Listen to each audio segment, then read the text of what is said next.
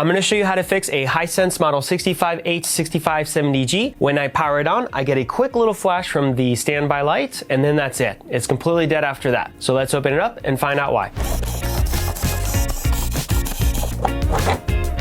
So we're now going to do some DC voltage checks on the power supply. I just powered up the TV. First thing I'm going to check is our 12 volts. So the top row bottom pin, and we are getting 12 volts. See, the one above is 12 volts as well, and that's correct. Then we have our standby voltage, which we're getting about 2.6 volts. Let's see. Then we have our V amp up here. That's 12 volts. V amp again, another 12 volts. And then the rest, I'm not actually 100% sure what it is, ANA, BRI. But what's important is that we are getting our 12 volts and our standby from the power supply going to the main board. Because we are getting our 12 volt lines and our standby, I do believe our power supply is good, and thus our main suspect is going to be the main board. So let's go ahead and remove it out of circuit, and we're gonna take a closer look at it. To remove it, we're gonna go ahead and disconnect the connections first. We'll start by our top clip. So we're gonna press down on the clip here and wiggle it out. For the ribbons, there's a latch mechanism, so we need to lift up the black latch. I'm just using my nail here, and once they're lifted, we can go ahead and wiggle them out.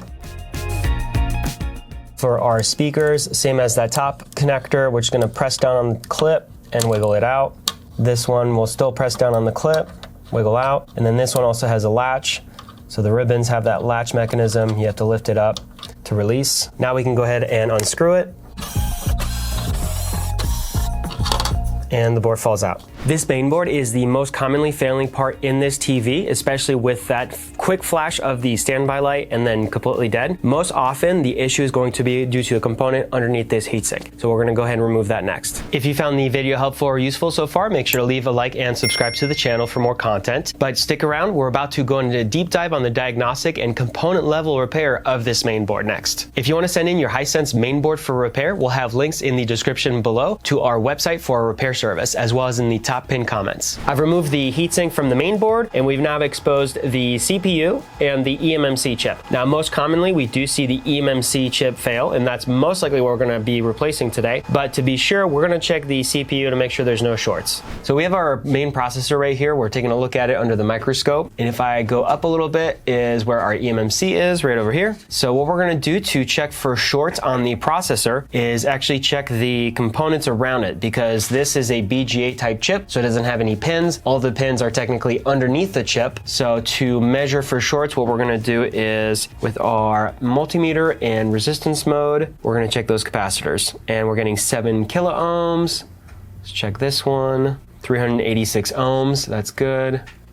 And what we're really looking for is anything that's about, I guess, 5 ohms or less. 231 kilo ohms, 240 ohms, and then 1.15 kilo ohms. So I could check a few more, but I don't think that's necessary. To me, it determines that the processor is not shorted, it's not defective. So most likely the fault is coming from the eMMC chip, and it's gonna be either a software failure or some sort of hardware failure that we're just not gonna be able to detect with our multimeter. Okay, so let's go ahead and put the main board on our rework machine and replace that chip.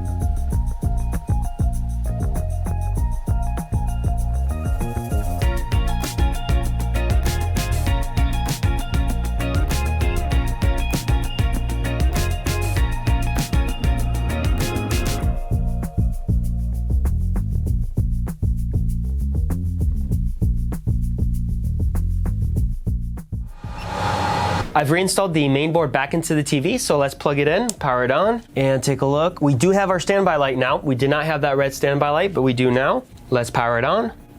And we do have picture, so it is turning on now. Let's wait for it to boot all the way through.